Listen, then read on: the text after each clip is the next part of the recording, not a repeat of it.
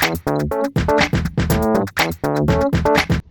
everyone, this is Martin with MetroTrade. Today's lesson will be about the position widgets and what we have to offer. So right now on the left hand side, we can see our charts. We're looking at the micro E-mini. On the right side, it's our position widgets. Brief side note, this platform is fully customizable, so I'll walk you through how we can fully customize this widget specifically. So if we exit out of this position widget right here, we're left with just a chart, right? If we want to get the position widget back, we click on the account drop down position, and then you can drag out to put it wherever you like. Let's see, right there. There we go. Let's exit out of the chart so we can focus solely on the position widget.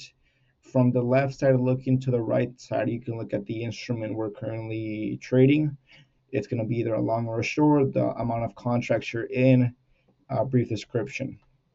This table can be fully customizable as well. So if you go to manage columns, you can click on the drop down of, let's say, for example, general fields, and you can add any of these different different sectors. From there, if you want to do a quick closing out of your order, you can simply double left click on any position and it will autofill for you. So right here you have your futures amount, your account. It's going to be a sell and the quantity that you want to sell. You can also change the order type. Let's say you want to do a full market order, limit, stop market, whatever you want to do. Confirm and send it over. Your data.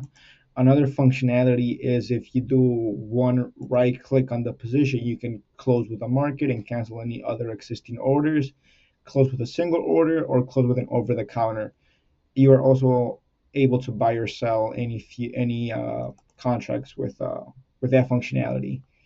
That's all I have for you today for the position widget. If you have any questions, please reach out at support@metrotrader.com. Thank you.